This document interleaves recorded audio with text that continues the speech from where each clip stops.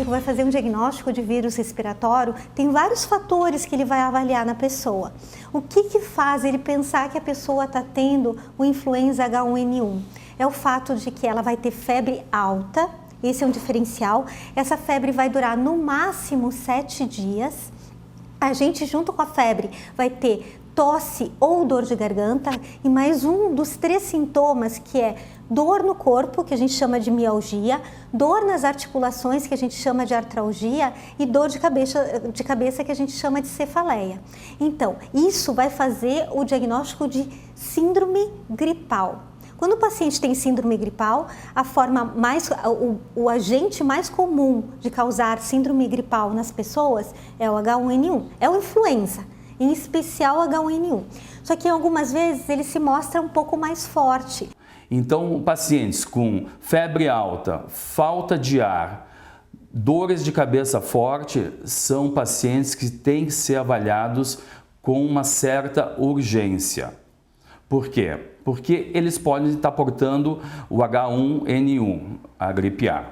Então, esse grupo que a gente chama menores de 2 anos, mais de 65, gestantes, puérperas. Então, essas pacientes e pacientes com comorbidades são os pacientes que têm mais risco de desenvolver doença grave. Principalmente a gente chama atenção de gestantes, que ao avançar da gestação, ela fica mais suscetível a ter um quadro de influenza mais grave. As complicações são as pneumonias, os quadros infecciosos mais graves, os abscessos pulmonares, a septicemia. No momento que tu fez a vacina, tu pode contrair o vírus, só que de uma forma muito mais branda e muito mais fácil de tratar. Muitas vezes um tratamento clínico em casa, sem hospitalizações, né? Se tu conjugar a vacina com o tratamento medicamentoso, os índices caem mais ainda. E isso favorece muito o resultado final da infecção. Aí, feito o diagnóstico, o médico vai fazer a suspeição. Se for um paciente de grupo de risco ou que ele julgar que ele deve dar a medicação, hoje nós temos no mercado o Oseltamivir. Na verdade, ele não está à venda, mas o Ministério da Saúde oferta, então, para a pessoa que tem indicação médica de uso, aí ela pode receber o Oseltamivir. É uma substância que deve ser utilizada entre as 24 e 48 horas do início do quadro febril, quer dizer, ainda na fase precoce. Os resultados são muito mais favoráveis do que o uso tardio dessa substância, mesmo sem ter feito o diagnóstico por meios de laboratório, por meios de exames clínicos. Mas uma pessoa, mesmo tomando o Oseltamivir, né, ela pode evoluir para um caso mais grave se ela deixar para tomar depois de muito tempo da doença. Então, o que a gente sempre fala aí, nos primeiros sinais e sintomas, procure um serviço médico para poder ser avaliado a necessidade de receber o Oseltamivir. Todo mundo precisa receber o Oseltamivir? Não. As pessoas que têm defesas normais, que não são do grupo de risco, elas vão conseguir sair bem da doença. Uma das principais coisas que a gente tem para nos defender é a possibilidade de vacina. Diferente de 2009, todo mundo fica meio com medo, assim, será que esse ano nós vamos ter uma epidemia, como a gente teve em 2009? Porque o vírus mutou, ele ficou diferente? Não, a gente não tem uma mutação viral. É o mesmo vírus que a gente enfrentou em 2009. Só que o que acontece agora? Grande parte da população foi fazendo vacina todo ano. Então, eles já vão estar com, pelo menos, memória um pouco. E como a vacina, ela responde diferente de pessoa para pessoa, tem algumas pessoas que ficam com a imunidade um pouco mais prolongada e outras não. Quem que não fica? Exatamente aquele nosso grupo de risco. Então, pessoas, bebezinhos, pessoas com mais de 65 anos, pessoas com comorbidades. E esse grupo não responde 100% à vacina. Na verdade, a gente não tem uma vacina 100%, mas ela vai defender essa pessoa quase 70%. Ficou um estigma que pode estar relacionado a vacinas com autismo. Isso é totalmente errado. Mas alguns artistas de Hollywood, algumas pessoas famosas acreditam nisso, preconizam isso, vão à televisão, pedem para os pais não vacinarem. Isso chega ao ponto de ser um pouco de ignorância, porque assim, tu imagina tu podendo prevenir uma poliomielite, uma paralisia infantil, tu dando uma gotinha para o teu filho de vacina, daqui a pouco tu não dá, ele pega essa infecção, como é que tu vai justificar isso? Tu tem uma possibilidade de fazer uma vacina da H1N1, não faz por algum motivo, por preconceito, e tu pega a infecção e pode levar ao óbito. 20% dos casos levam ao óbito se não fizerem a vacina. As que tiveram óbito, a maior parte delas eram de grupo de risco, né? Algumas não, mas também não foi avaliado recentemente a imunidade delas para ver se elas realmente não tinham nenhum fator de risco ou um fator complicante para essa pneumonia, né? Então, o importante é que todas as pessoas façam. Por que é importante eu fazer? Se eu não tenho outra doença? Porque eu não vou deixar o vírus circular para quem tem a doença. Quanto mais pessoas imunizadas nós tivermos, menos aquele vírus consegue circular. E aí a gente tem, então, uma resposta que a gente diz de prevenção de muito mais pessoas. Tem algumas pessoas que têm alergia à vacina, a um componente da vacina e não podem fazer. Como é que essas pessoas vão estar protegidas se a maior parte ao redor delas estiver vacinado e não trouxer o vírus para ela? Eu costumo orientar geralmente os meus pacientes a usarem as vacinas convencionais que fazem parte daquele grupo importante. E naquelas vacinas em que existe essa, por exemplo, H1N1, a da meningite, eu costumo orientar também a usar, só que eu costumo usar junto com essa medicação uma outra medicação para esse paciente tomar antes de fazer a vacina. Então, por exemplo, a TUI, a CH200, ele usa 24 horas antes para poder fazer essa vacina, para diminuir os efeitos colaterais da vacina. As vacinas, na realidade, foram uma das maiores invenções que aconteceu na era moderna da medicina. Na realidade, a vacina ela conseguiu reduzir em 90% casos de sarampo, cachumba, rubéola, varicela, doenças contagiosas que por muitas vezes se tornavam fatais, principalmente na infância. Então, assim, a sobrevida das crianças, a mortalidade infantil diminuiu muito com o uso das vacinas. Assim, a pessoa, muitas vezes, ela não sabe como é que está a imunidade dela, né? Porque todo mundo faz check-up todo ano para ver a sua imunidade. Não, faz check-up para o coração, faz check-up para ver se os outros órgãos estão funcionando. Raramente a gente avalia a nossa imunidade. Muitas vezes a gente está numa situação de luto, de estresse, de trabalho, com a crise, né, financeira, às vezes até financeiramente em casa é um problema, e aí eu fico muito preocupado, eu altero minha imunidade. E aí eu posso ficar suscetível por causa de uma outra situação. Eu estou trabalhando demais, a minha imunidade não está tão bem como ela estava, né? Então são vários fatores e são muito individuais de pessoa a pessoa para que a gente possa avaliar que aquela pessoa realmente ela não tem nada. E não existe nenhum estudo sério que mostre que as vacinas causam esse tipo de transtorno como autismo, Alzheimer, câncer.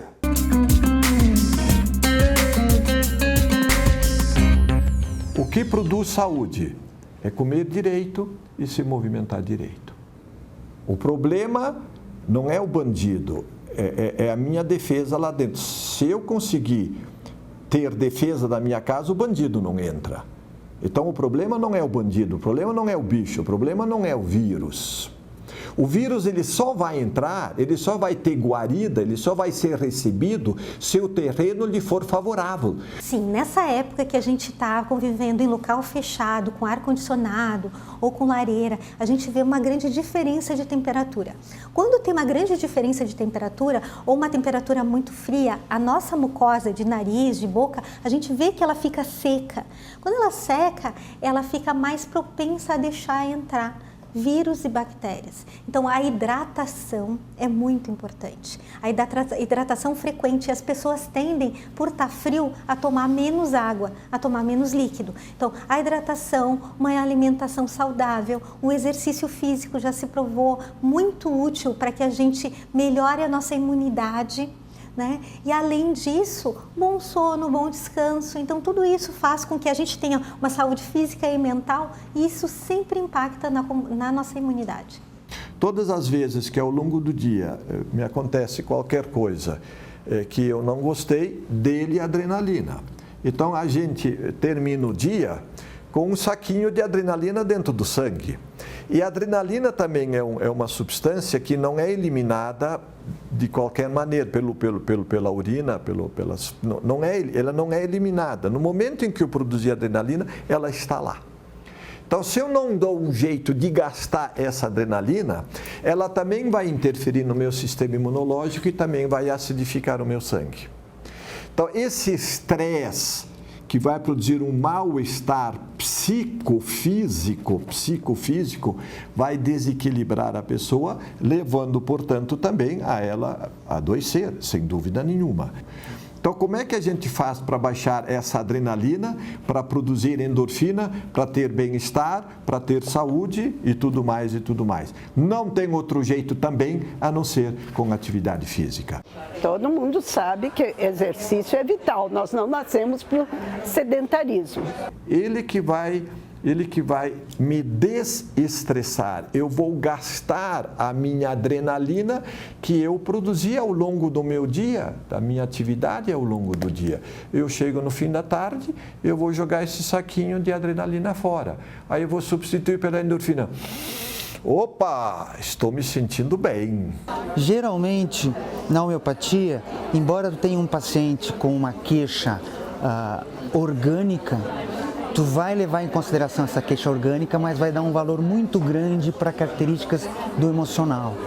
Porque uma das maneiras de o paciente refletir o processo emocional é através do processo orgânico. Então, muitas vezes a pessoa transfere aquela dor do emocional para um órgão. É a maneira que ele tem de transferir esse processo. Por exemplo, assim, tu vai pegar muitos pacientes ansiosos que acabam tendo problemas de gastrite ou de úlcera, ou em função de estar muito angustiado, tenso, estressado, ele acaba baixando a imunidade e porque baixa a imunidade, ele vai ter o que a gente chama de órgão de choque, que ele acaba transmitindo aquele processo da dor emocional para algum órgão, para o estômago, para a sinusite, para a rinite, para a gripe, então ele acaba transferindo isso. Atualmente, acredita-se que a resposta da imunidade inata ocorra muito mais em função do microbioma intestinal ou até mesmo do que pela qualidade das células intestinais. Então hoje nós já temos um grupo de células intestinais reconhecidas que influenciam na imunidade inata. Então é importante que ao longo da vida o indivíduo não tenha o uso crônico de aditivos alimentares, conservante, acidulante. Isso faz com que essas células percam a sua atividade e o indivíduo passa a desenvolver uma alteração nesse microbioma intestinal. E isso leva o indivíduo ao desenvolvimento de outras patologias. Então talvez precisamos comer comida de verdade, inhame, cará, mandioca, brócolis, couve-flor, frutas.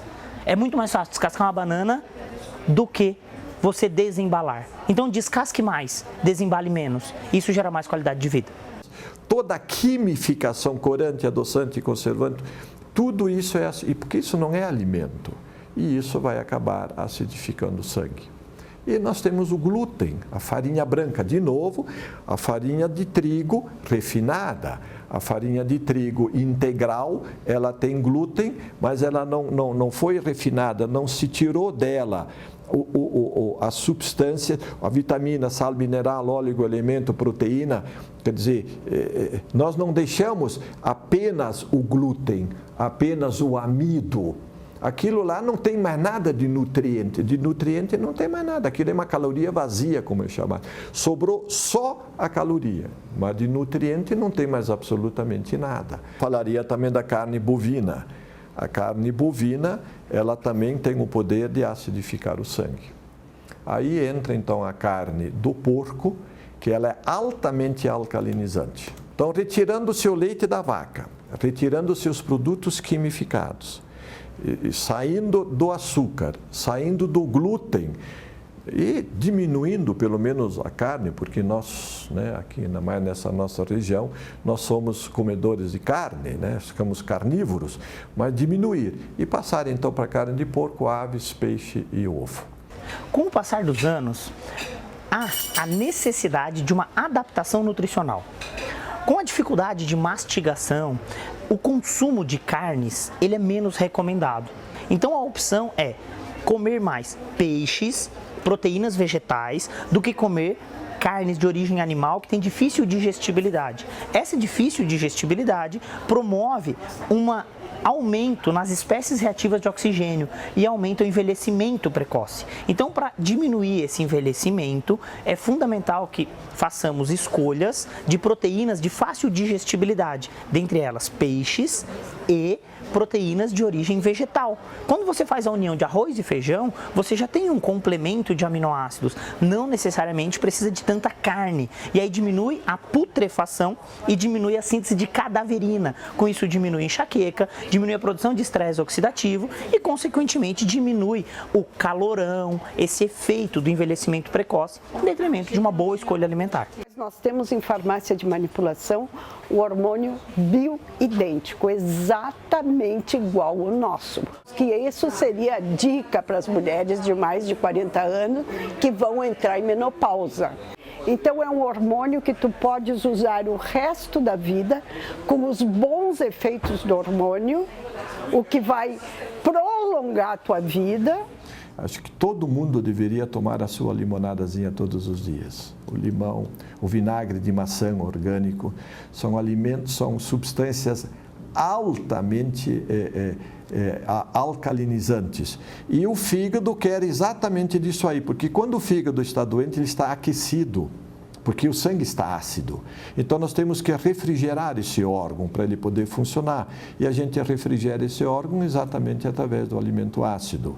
E o fígado, ele precisa da ajuda da vesícula biliar, da bilis produzida pela vesícula biliar.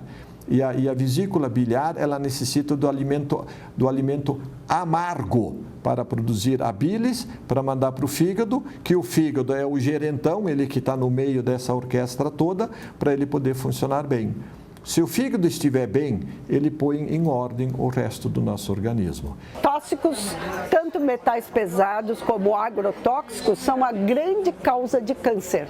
O câncer aumentou de 1 a 3% para quase a metade da população depois dos tóxicos. Quem faz uso do limão e do espinafre vai ter que fazer muita força para ficar doente. Agora nós temos o mel extraordinário, ele serve como antibiótico, ele serve como inativador de vírus. Nós temos o própolis. Isso é vacina, isso é prevenção. Isso vai aumentar a minha imunidade, isso vai criar alcalinidade. Nós temos o alho. O alho é um grande alcalinizante. O povo que mais come alho no mundo é o chinês.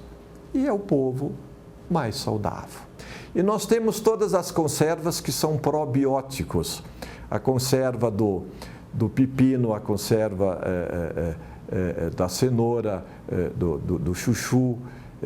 Eles vão ativar a flora intestinal. 80% da nossa imunidade vem do intestino. A nossa saúde nasce na tripa. Para recolonizar o trato gastrointestinal com bactérias do bem, é o consumo de alimentos que tenham vida, alimentos que estragam.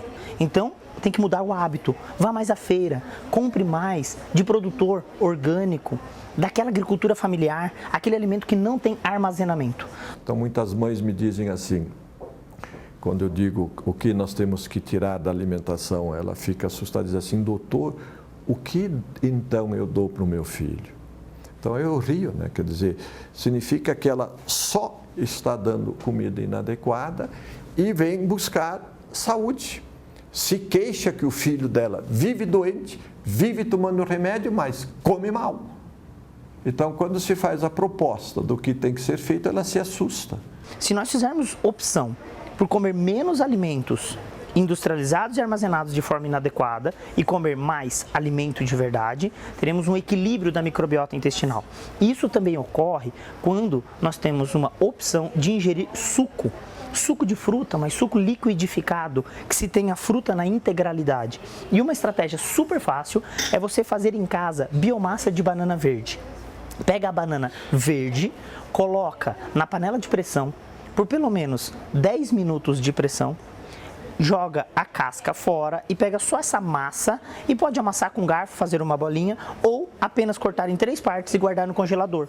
Ao invés de utilizar gelo em um suco, utilize essa bananinha que passou na panela de pressão, porque isso vai dar suporte nutricional para bactérias do bem no intestino. São bactérias que fermentam amido resistente. Esse amido da banana não será absorvido como fonte de carboidrato e vai ser fermentado, aumentando a produção de butirato, que vai nutrir o colonócito e gerar mais saúde de intestino, menos doença metabólica sistêmica.